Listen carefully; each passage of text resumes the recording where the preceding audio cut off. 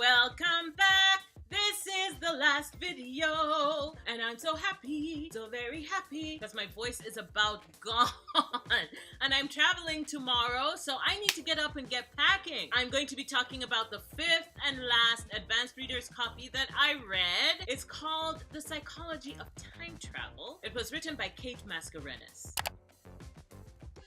In the 60s, 4 women together built a time travel machine. Half a century later, one of them gets killed under mysterious circumstances, which means that only time travel could have been used to kill this woman. And so we get into their lives, we get into the lives of their loved ones, and the story is primarily about women in a world turned upside down by time travel and the way in which their lives are intertwined.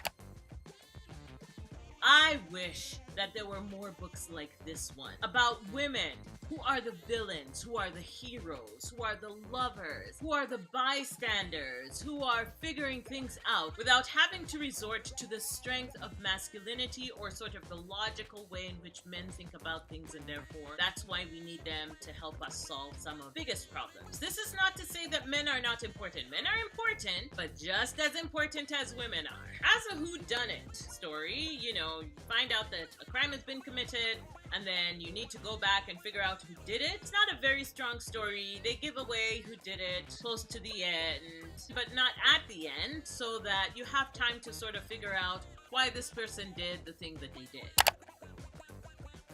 If you enjoy a whodunit story, then this story might be for you. If you're interested in time travel without the nasty little grandfather paradox giving you problems, then this book might also be for you. If you are interested in time travel as just a plot device without being too scientific or going into tachyons and all that stuff, this book might be for you. And if you love psychology, then definitely there was a ton of psychological, stuff in there. This book might be for you.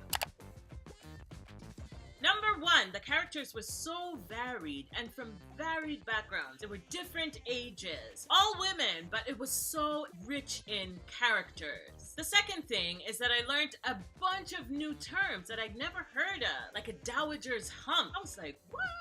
And then I looked on the internet and then I was like, what? Yes, I'm totally stealing that. The third thing, a causal matter.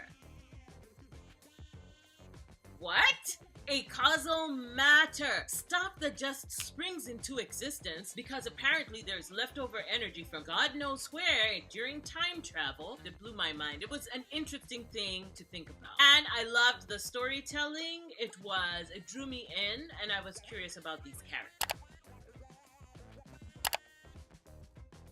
The first one is the idea of using sex as a tool to sort of sort through your emotions about someone. Like falling in love with someone, but having sex with another person so you can figure out your feelings about this first person that you're actually in love with. That's weird to me. It's strange behavior, and maybe people do it, but I just haven't really seen it.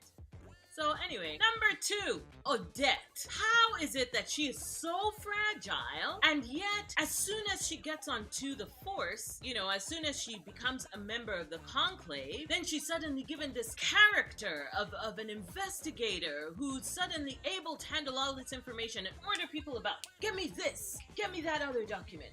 Stop doing that. Like, really? There were 2 different Odettes, and they were difficult to reconcile. Number 3. Gosh darn it! There were so many characters. Every time they introduced someone, I was like, who is this? Who the are you? What are you doing in the story? Because I already have so many people in my head, their thoughts and their feelings, and it was overwhelming. I recognize that this is an advanced reader's copy, but that formatting sure had me like screaming my head off. I did not like the fact that sometimes when another person spoke, a new paragraph wasn't started. So, you have a sentence, you have dialogue encased in the quotes, and then you have some action in between, and then at the end of that, without going to a new paragraph, there was more dialogue. And it's like, that's the same person talking, but no, it wasn't. It was so confusing. It put me off. I didn't like that. Didn't like it. But anyway, maybe it was an error in the formatting. It hadn't yet been corrected. I don't know. Non-essential stuff being included in books. Like, why? Why do I have to know how exactly bee made liquid fuel? I don't need to know the technical specifics. Plus, at that point, the story is going, the plot is really going fast. Don't slow me down with the technical stuff. I don't care. If you didn't include it and you said she did some blah, blah, blah, blah, blah, that would have been fine for me. She liquefied the fuel. There you go. Don't tell me she mixed it in water and this other compound through the middle. I didn't care. Another thing I didn't like was how they determined Ruby's innocent. Oh, Jesus! We need to be rescued. That was bad. That was really, really bad. Don't do that. That was not good. The way that was concluded. That was how they determined her innocence.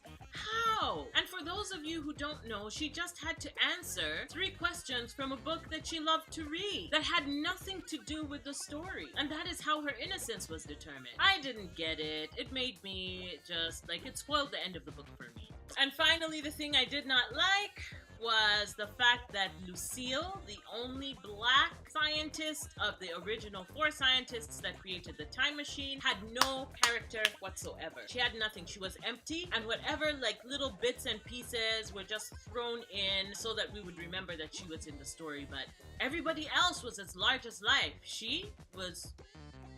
Who was she? I don't know who Lucille was. Overall, I gave this book a 3 out of 5 stars. The writing was well done. The characters were interesting, even though I did have issues with 2 of them. The ending was weird, which is what took off a star. I just couldn't hold with that. And the psychology, oh my god, there's so much psychology. But I guess, you know, it's the psychology of time travel, but oh my god. Why? It should be in another section, not the sci-fi section. Anyway, it wasn't as much sci-fi as I wanted, which is why I lost another star. So I know this has been a new format that we are not used to, but I wanted to break it down so that you could take an opportunity and breathe in between the 5 ARCs that I wanted to review. If you have read any of these books, please let me know what your thoughts are. I'm always interested in knowing what people think. Make sure to like this video and let me know what you thought about this format of having like all the different ARCs have their own little video. And if you have not yet subscribed, please go ahead and subscribe and comment. Let's talk. Let's improve this discussion and learn together. Because I don't know everything. You don't know everything. We can learn something from each other, right? And I will see you in the next video.